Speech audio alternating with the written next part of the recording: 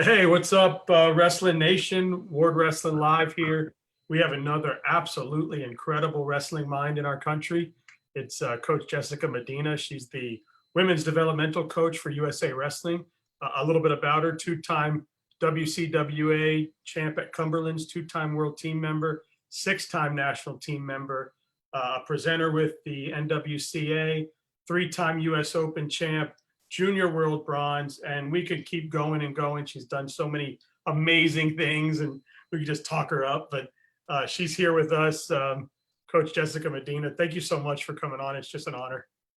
Thank you. Thanks for having me. Yeah, for sure. And I mean, first things first, I think everybody's been affected by the coronavirus and the pandemic and things like that. How have you guys at USA Wrestling been affected, and how has this kind of affected your off season? Well, I would say one, there's not really an off season, especially leading into Olympic year, which now going into another Olympic year. For us, it's been pretty tough as far as being in Colorado Springs, and the Paralympic Training Center has been shut down for a few months now and is still shut down at the moment. They're starting to open up little by little.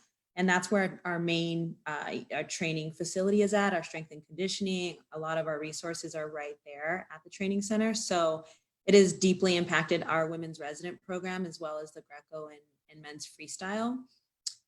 We have had a transition to having workouts outside and social distancing and kind of following those guidelines of Colorado State and then whatever our county's doing. So it's been tough. I think at first it was, everyone's kind of eagerly waiting what's going to happen. And all right, we started all these Zoom workouts and Zoom calls. And then after a while that got old. And, I think everyone was kind of zoned out, including myself.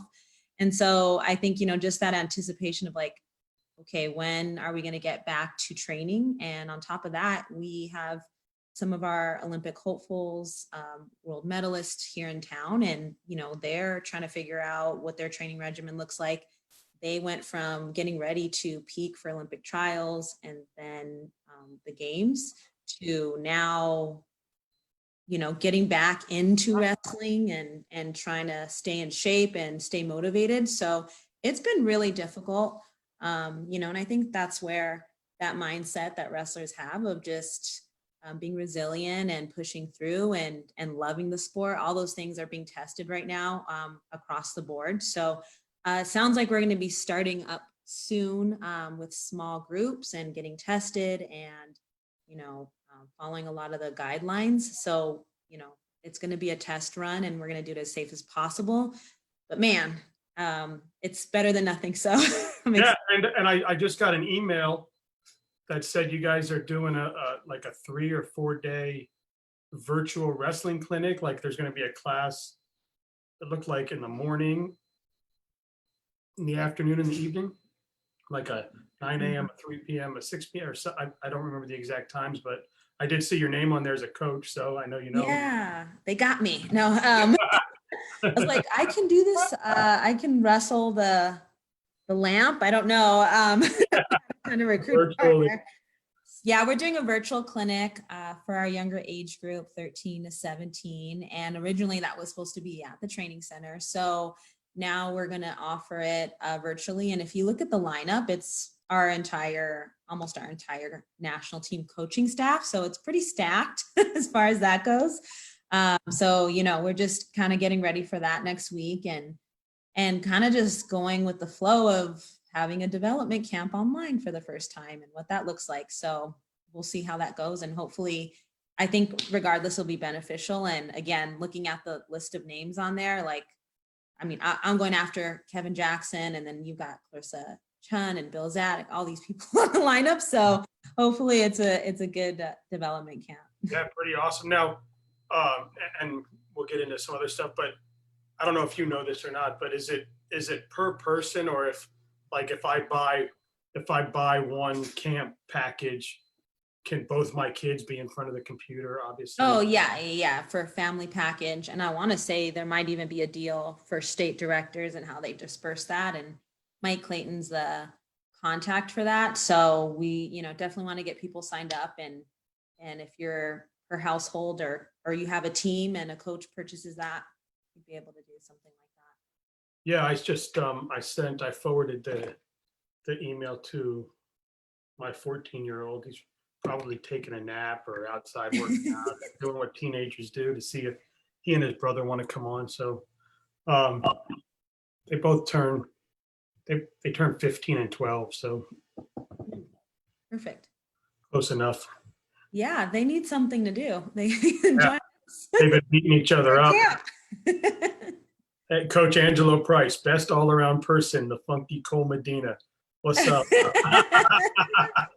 Hey, Angela's my well, I wouldn't say college teammate. He's on the men's team at Cumberlands, but yeah, fellow wrestler. And It's awesome. so. Nice guy. So first of all, I know I wrote down something that is very important to you is your mentorship program and what you do as far as mentoring young, mostly women now, or are you doing men and women? Right now, women. Yeah. And yeah, it's funny because you're like, what do you want to talk about? I'm like, I can give you like 100 things we can Yeah, talk.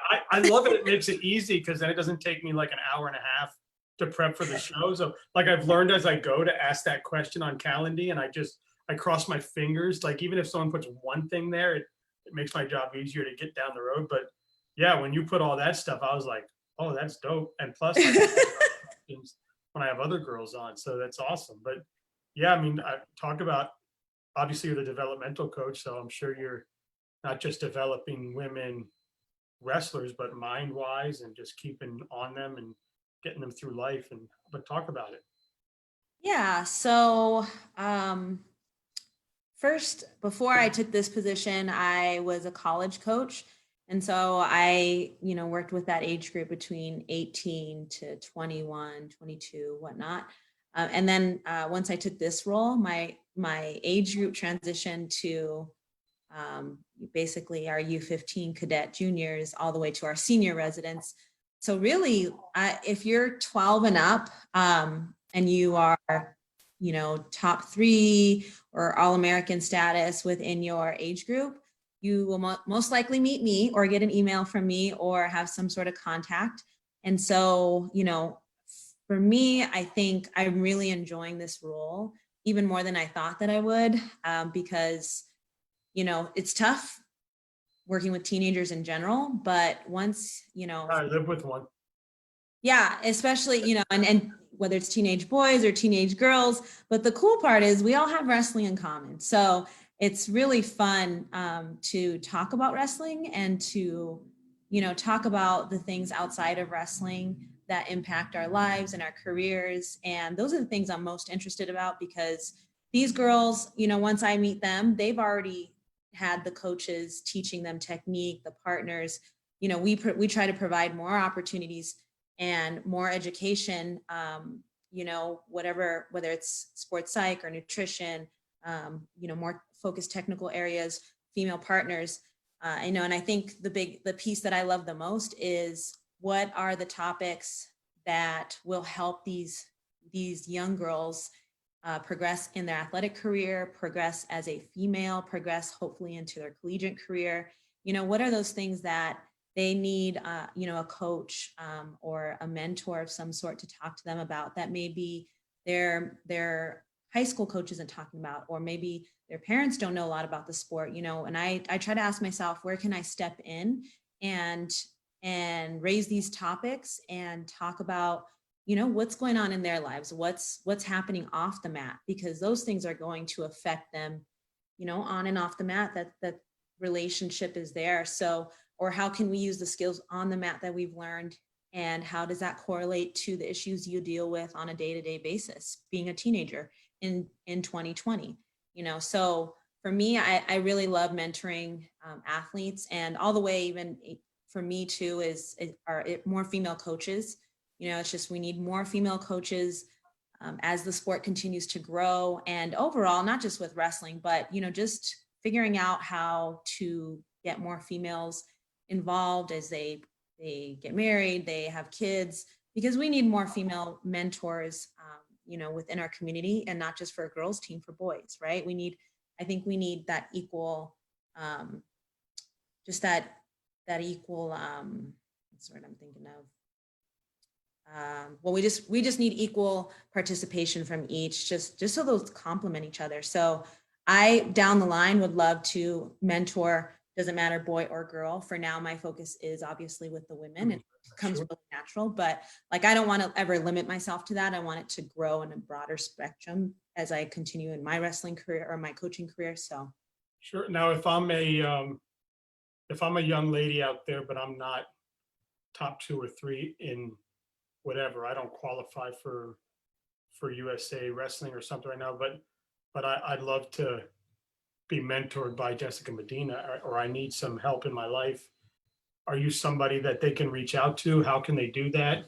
I'm sure you'll never blow somebody off, but um, are there girls out there that need to know, hey, you don't have to be the elite wrestler, but if you need help with life, if you need guidance, if you need moral support, we're here for you?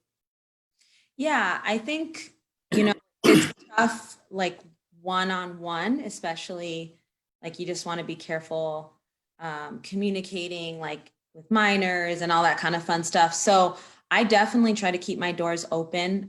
If there was, an athlete who had any questions, the best thing that they can do is have their parent email me, which I've had parents, who their daughters, they may be just starting, they may be wanting to understanding the infrastructure of how to make a world team or how to get on that podium or whatever that is. They can email me and I'll be able to answer their questions. And another thing too that we started doing in this time at home, is we did a video, well, not video series, but my hope is to turn it into a video series, but we did a Zoom series on just conversations about topics in girls wrestling. And it's so hard to get the word out because I personally want to offer that to as many female athletes or even male athletes as possible. So that is something that I hope to offer to everyone, not just our national team. It's just easier in communication, but if there's a better way to communicate that,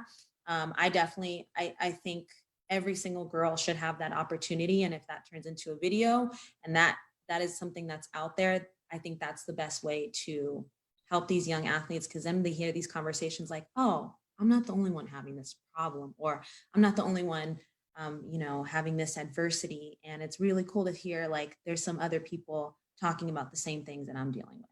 Yeah, and just also girls out there and girls' parents out there that maybe don't know wrestling. Like, I didn't know wrestling as a boy's parent, and I'm kind of learning as I go. I think I kind of went a little extra to learn, but most people don't do that. But yeah, it's good to know that, hey, there's people out there that these parents can reach out to, and because unfortunately there are shitty things that happen to humans, and they need to know that they've got help to get through it. So that's awesome. And a question I have, I've had a lot of really awesome girl wrestlers on that are now like at Grandview and all over the country, and they're just kicking ass in life, and it's awesome. And it's good to see that girls wrestling is starting to get sanctioned everywhere, because one of the things I was going to ask you about is how you prepare them for the next level, right, as far as college wrestling. And talking to those girls, they would tell me that it was a tough transition because they've been having to wrestle boys, because that's all the opportunities that was given to them, was to wrestle boys. And with the boys, they're taught to, they're going for legs, because upper body strength is so much stronger than they are. So they're taught to wrestle legs. And then when they transition to wrestling girls, they've got to go upper body more now, because girls' legs and hips and things are just different, right? Yeah. And it's a tough transition. How do we, well, hopefully now with girls being sanctioned, kind of, it's coming through the country, they won't have that issue in the future. But how do you prepare them for the next level mentally? And also, do you start to get them in the room with girls? Do you start to have them doing upper body? Is that the whole argument about girls should be doing Greco and they're not allowed or whatever? I would say there's definitely some gaps in the transition. One, because high school programs are folk style and women wrestle freestyle in college. So that is usually a tough transition for parterre. And so, and actually, like when you watch college wrestling, the ones that are dominating are the ones that are either upperclassmen and have had more years of experience, or those younger girls who have more freestyle experience and transition really nicely from a takedown into a turn into scoring positions. So I think that's one area that is definitely a struggle for some high school girls who have only wrestled folk style and decide to go on to college. And then I would say if they've wrestled on their boys team, I think there's a lot of different dynamics. One, being on a boys team is a different feel from being on a girls team, just like men's and women's teams. So, and it's not a good or bad, it's just different. And so getting acclimated onto, wow, I'm on a team of females and this brings a whole nother dynamic socially and in the room and outside the room. And then, you know, I would say to a technical aspect, you know, I would say hand fighting is tough for a lot of college women. And I think maybe that's to the point that you're making where it is hard, you know, if you go boy to girl and the hand fighting piece is a lot of strength. So attacking, getting to the legs, getting to that takedown and scoring is a really great tactic. And once you get to college, it's almost like you're taking a step back and learning like, oh, wait, I can actually hand fight and I can actually set this up and I'm not getting my head pounded or smashed. I can actually get to my collar tie first or snap this person's head because usually I'm the one getting snapped. So, you know, I think that's where it could be different and improved. And that's where, you know, honestly, like my personal preference is having male and female partners because they both bring a different dynamic, but having each sanctioned for competition in their own right is very important. Yeah, let them train together, you know. And I think all those girls said they're happy that they had to go the route they did just because fighting the boys made them tougher. But they want to see girls get the chance to get real medals and be on the real stage and be in the real platform. And I mean, it's not 1927 anymore. So like, you know, what the hell, right? Come on, it's ridiculous. But it looks like the wave has started. So that's an amazing thing. And it's great. I mean, there's so many amazing women around the country that I've had the opportunity to speak with and meet just through starting this. And, you know, they're not, they're not like these bulk beast women that are this perception that if you wrestle, you're going to be this manly man. I mean, I've met some absolutely incredibly beautiful women and they're out there wrestling and they're keeping themselves in shape and, you know, they have life partners and they're just doing amazing things. And it's not the perception that these idiots would have. Yeah. I remember like, Yeah. what sport do you do? Gymnastics? You know, Yeah. like no. And if I'd say I was a wrestler, they were like, you're too pretty to wrestle, or you're too dainty, or you're too this or that. And I'm like, it's all good. Yet it takes time to change people's perspective and minds. Well, and it's nice that you hear women say that when they go to a wrestling room now, they're looked at as another wrestler and they can compete. Where you talk to probably, you know, women that went through back, like I talked to Coach Arliss Faez up at Grandview, and she said, you know, when we'd go to the room, it would be like people would forfeit. They didn't want to wrestle you. They didn't want to get beat by a girl. And now it's nice to see that whole thing is kind of left. So that's awesome and good for you guys. And what about the pros and cons of multi-sport athlete? I know you had mentioned something about there are some goods and bads to that. Talk a little bit about that. Yeah, I think just like anything, there's a time and a place. And in talking about specialization in one sport, I think one, it's very individual, and I think that's a family decision, athlete, family, coach. You know, you kind of bring your inner circle in and look at the whole athlete. But, you know, and I'll say from personal experience, I ran track, I did cross country. And by my senior year, that's when I joined wrestling. So I was a 3-sport athlete all the way through my senior year. Going into college, I ran track my first 2 years. And I was probably competed in like the minimum of what I needed to. And I just let it supplement my wrestling. But I think for me, I had to make a decision at some point, like, okay, when is this hurting my ultimate goal? And also having kind of that outlet of like, I need something different besides wrestling, or whatever sport it is, right? When you're in one sport, you're around that family, that culture, the language, and it's so easy to become one track minded, and in that community, that you might be missing out on other communities, and especially as a high school, I'd say middle school and high school, I think you are still figuring out, what your potential is, where you fit in, I think as an upperclassman, you can start to gauge what those things are and really focus in on those things. But I think it also helps with burnout and just changing it up and not competing all year, or in one sport, or maybe taking a break in between and having a hobby might be great.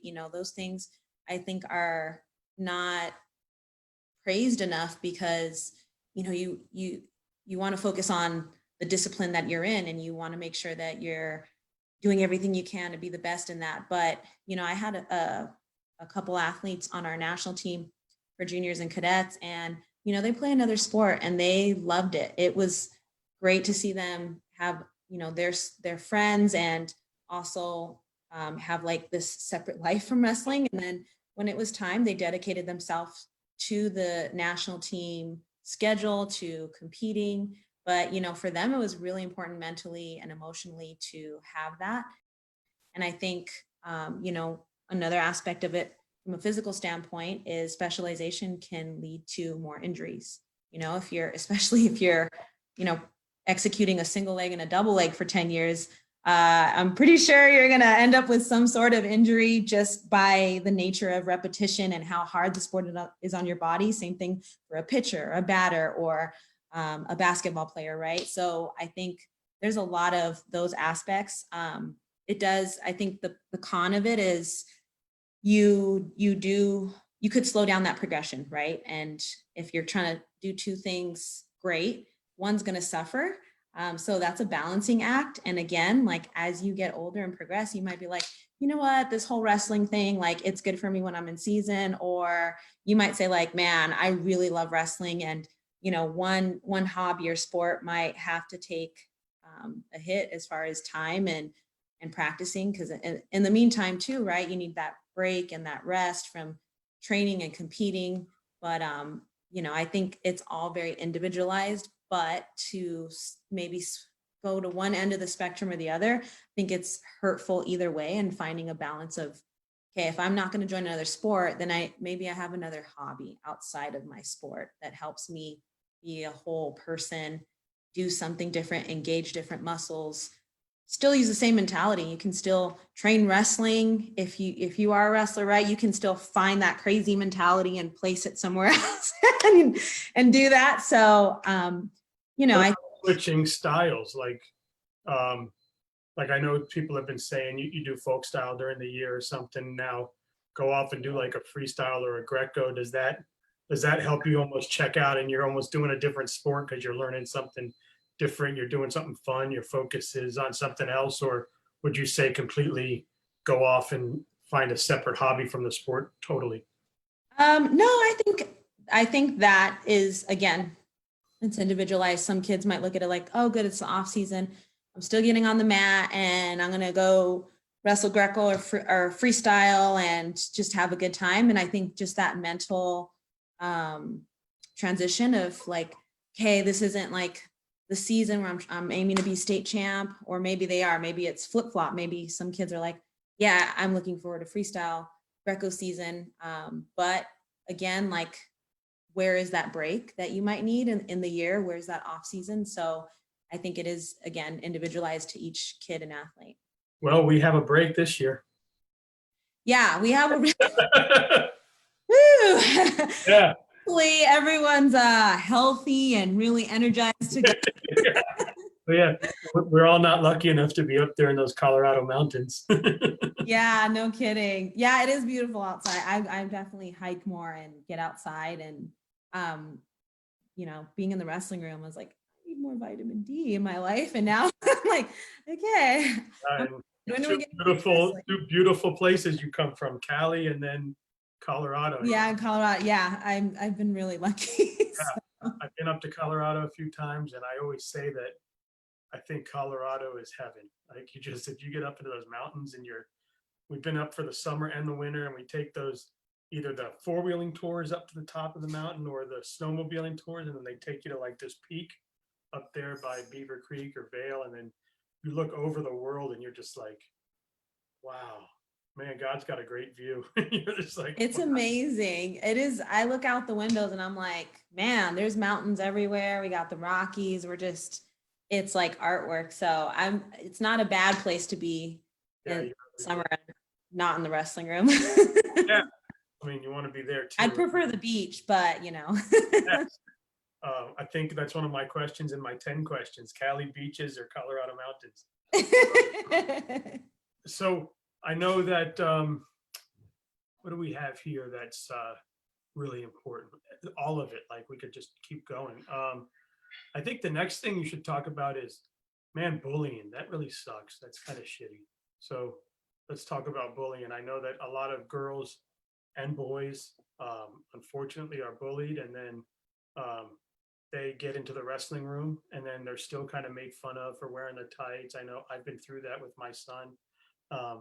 Now he's not getting bullied anymore. He's 5'10" and 152 pounds, and he works out every day. And when he came back from the off season, the kids that bullied him, no more. So that's good. But talk about that and how important wrestling has become to those kids to get them out of that. I don't know, the anxiety of being bullied. It just sucks. Yeah. Yeah, if anyone's being bullied, I'll handle it. No, I'm just can't say that anymore. Call me. Yeah, no. Call safe. No, kidding. Yeah, no.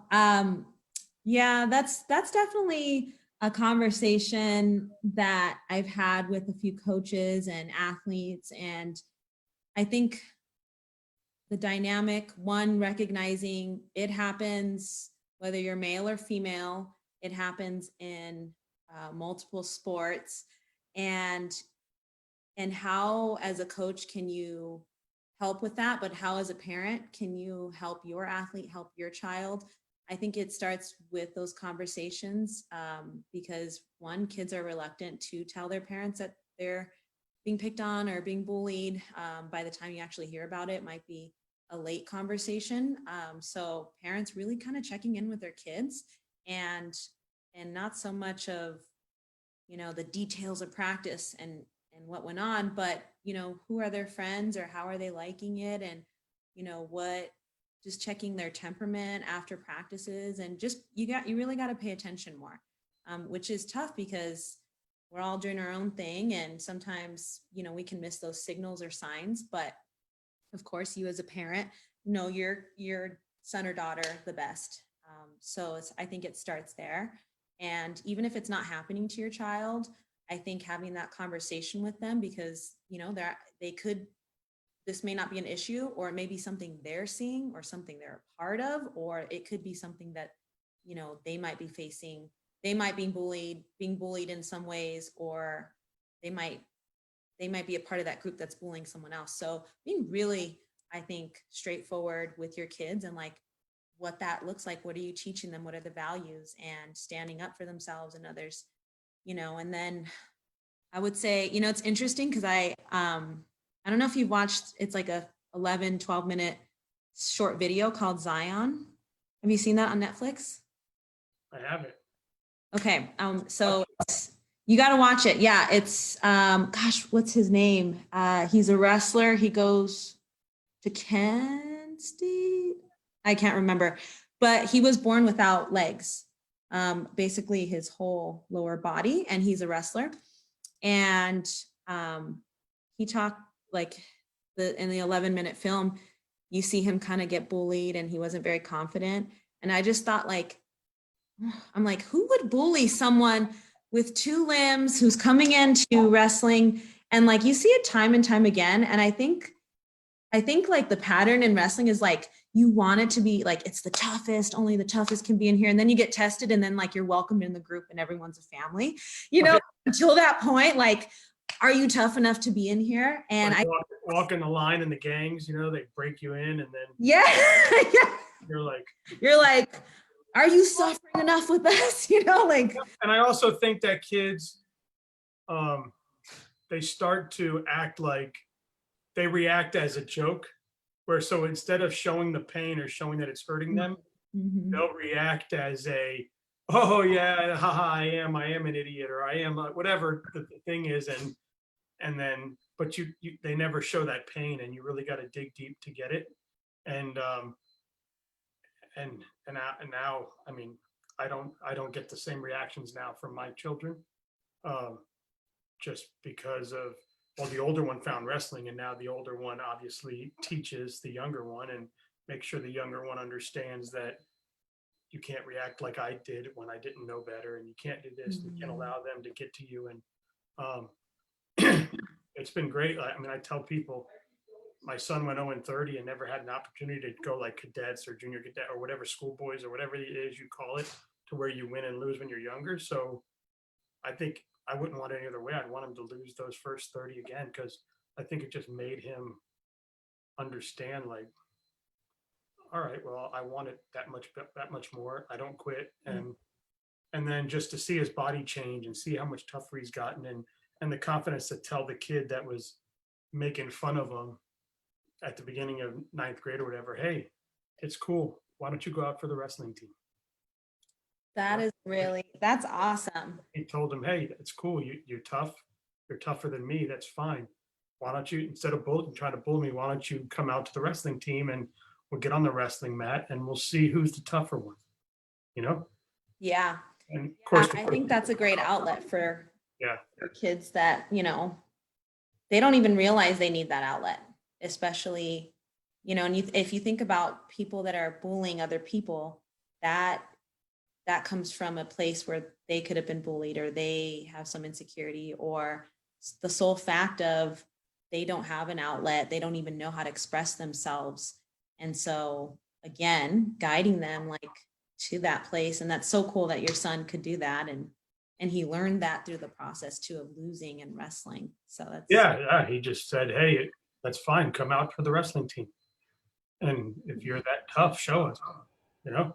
And it's like, come out for the wrestling team, I'll take you down. Okay. yeah, of course the kid didn't show up. He's like, I got my posses there. Yeah. No, I mean, of course the kid didn't show up. He was like, yeah, I'm gonna go out for the wrestling team, and then he didn't show up. So, yeah, it's just, that's it, and that doesn't happen anymore.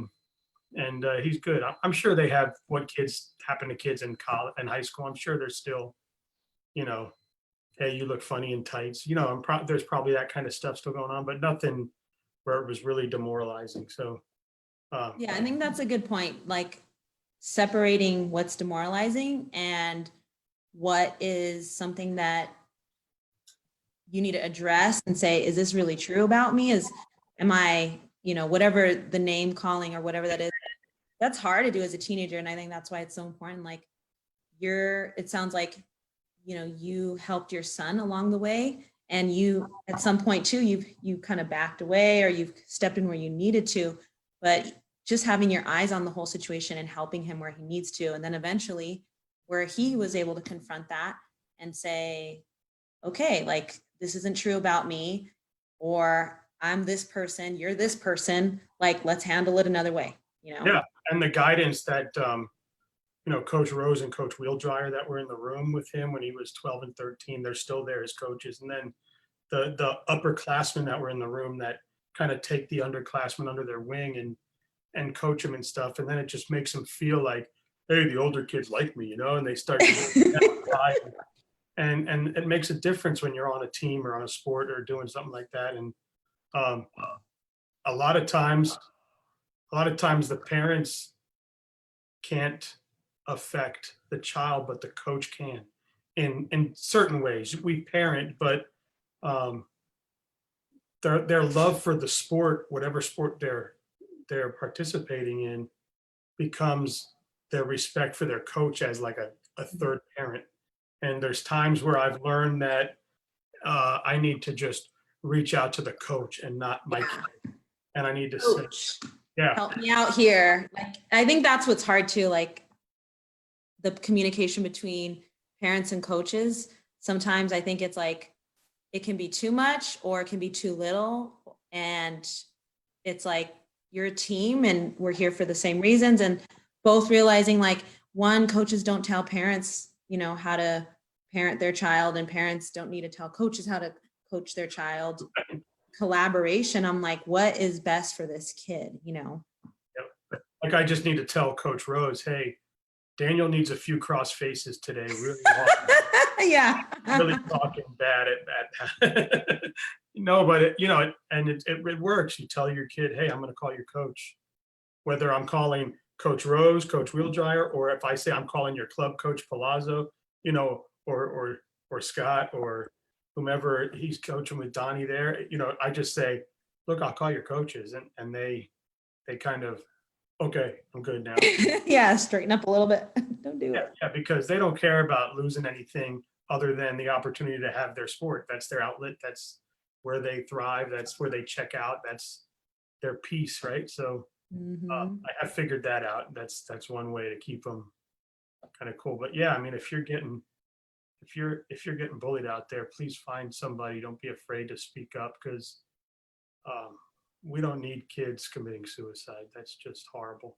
Yeah, and Like, like you said, like earlier I mentioned, safe sport is definitely it can be anonymous if there's an athlete, you know, who feels like they're not sure, they're too scared to confront the person, you know, that's a way to report it. And again, going to the coach, going to the parent.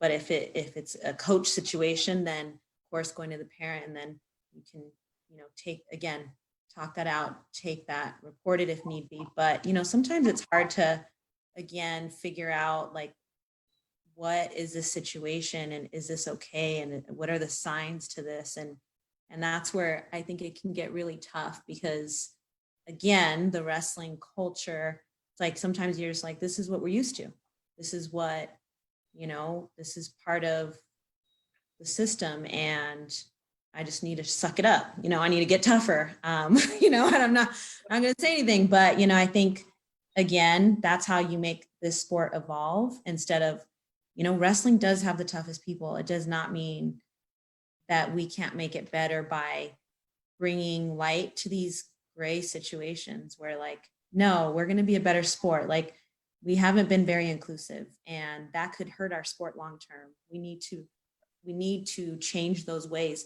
but still keep that core of like, yes, the wrestling mentality of it is tough to be here and not everyone can make it, but we want to give everyone this opportunity to be part of the sport because it is great, you know. So it's and you don't want they're still young men and women, and they're still being, you know, they're still, you know, that blank sheet of paper in their head is still being filled in for life, right? So just got to be careful. But on a positive note, man, the landscape of women's wrestling is looking really good, huh? I mean, you're starting to see I mean, talk about, you're starting to see sanctionings, you're starting to see colleges. NAIA has been growing, I've learned through this. And then I just saw where Division One, or the Division Series, or what is it, NCAA instead of NAIA, has started to bring women into schools there. So step in the right direction. I mean, I talk about where you guys are at, or girls are at now.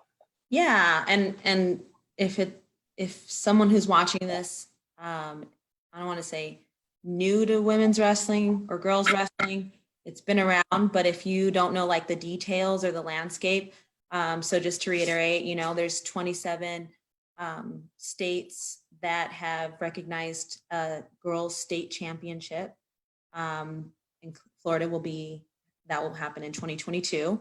Like you said, the NCAA, the committee voted and recommended that women's wrestling becomes an emerging sports status for Division 1, 2, and 3. And then NAIA, you are correct. They received emerging sports status in 2019. And so that's a similar similar pathway the NCAA will take. They'll have an invitational tournament, which they did this past year. It's not an official NCAA championship, So the NAI had their invitational. They were going to have their second one this year. And then the NCAA, they'll need 40 programs, varsity programs, to be considered for official championship status. And so I believe the numbers are projected to be at 35 in August. I'm not sure what that time frame will be, and they might make adjustments just with COVID and how that affects sports and whatnot. So we're pretty close on that line and reaching that 40 school requirement. And there's already been schools who have committed for 2022. So I think we'll easily make, the 40 schools. And then overall, there's over 80 programs between NCAA, NAIA, and JUCO programs. So if you are a female wrestler and you think, well, I don't know freestyle wrestling, or I don't know a ton of wrestling, or I'm new to wrestling, and you want to continue on, there's still opportunities for you to wrestle, because there's all these girls in high school that are participating, but to get them to wrestle on and be a collegiate athlete and actually make them understand like they can do it. They can. It's intimidating at first, but that's the landscape of women's wrestling. It's still evolving, and now there's this gap between high school and colleges, and there's all these programs that need to fill these rosters. So there's opportunity, I would say, to any girl that wanted to continue her wrestling career. And then, it varies as far as scholarship opportunities, but there's definitely a place for you. It seems like every day on social media, I'm seeing like another NAIA school that has started girls wrestling. They'll announce the coach, so now you know that it's happening, and they'll say new program, and it just, man, throughout this whole summer process, maybe some of this quarantine has been good for people to kind of sit back and create some of this friction in the women's wrestling, to be able to come forth and find coaches and create a process. I don't know. What do you think? Yeah. I think without any athletic events happening, it's really made people confront like, okay, how can we grow our sport without actually being in our competitive status, being in that competition arena? Like, wait, what are we actually doing outside of the sport that's going to make this better?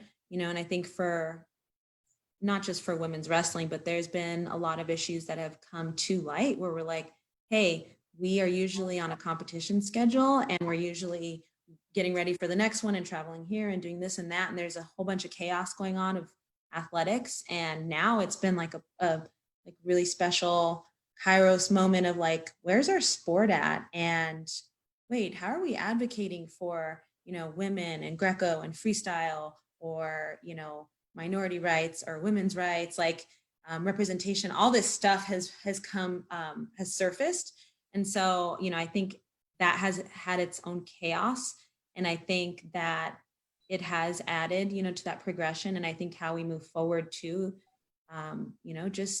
just keep doing what we're doing, just keep progressing, just keep getting girls on the mat, keep showing up, keep talking about it, and not, I wouldn't say force it. I think like, sometimes there's too much, and people start to block those things out. And there's so much happening in women's wrestling. It's like, here. At some point you're like, man, I can't even keep up, and you kind of disengage. So I would say, we've got to pick and choose the steps towards that momentum, and keep having the conversations, but also not overwhelm people with the information, and say like, hey, we're here, we're present, we want to be represented, we want these opportunities like the men do.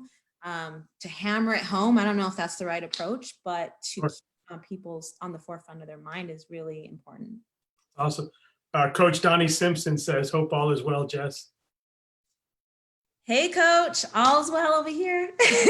Coach Donnie's been doing, he was doing privates with my kids. And then when we first got out in the open, the cases were down. So he came by the house, but then the cases jumped back up. So Mama was like, I'm married to a Hispanic girl. So when she says we're not doing something, I'm like, yes, I understand. So that is great information to put out there. Yes. I say yes. Yes, ma'am. No, ma'am. And, Mama bear. So I leave her alone. But It's cool. Well, man, this has been awesome. I mean, we could go on for hours, right? I mean, it's just been amazing. I do have 10 questions for you. Ready? All right. All right. So, like I said, Cali beaches or Colorado mountains? Cali beaches. All right. The Dave Schultz or the Bill Ferrum? Dave Schultz. Cali, I hope I say this right. Cali Chiapino or Colorado bison? Ooh, I'd say Colorado bison.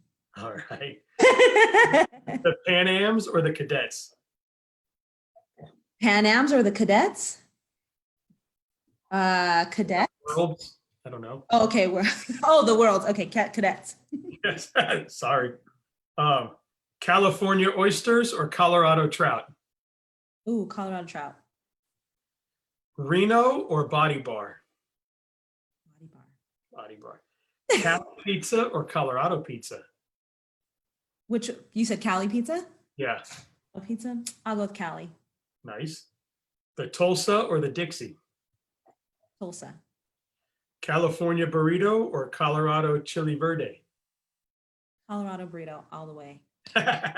California burrito all the way. Sorry. Yeah. Fargo or A6 Vaughn? Fargo. I think they're both freestyle, right? Did I get that right? Mm-hmm. Because I usually like say Fargo or 32. And then when I did that the first time with a girl, she was like, 32, we don't do folk style. We only do freestyle. So I asked the wrong questions. I was like, okay, let me adjust it. So I found that one, A6 Vaughn. I found it because Alexis had wrestled there. So I saw that. Okay. So I figured that's a girl tournament. So I'm doing good. Well, that's cool, man. Well, I tried to do a little bit of both sides of your world, Cali. Yeah, no, I think you're doing phenomenal, and it was really fun just coming on. And again, like I was like, who is this guy? But once you got my thumbs up, so I was like, all right, he's good. Yeah, no, I appreciate him. it. Yes, and I want people to look at the show, and hit me up and call me. I don't mind.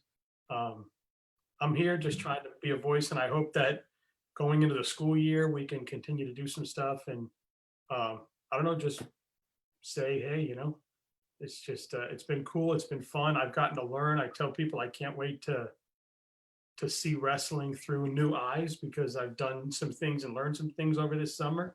So when I go back to a tournament, it's going to be amazing to understand it at a different level. Like I've taken a couple different free courses online just to kind of learn.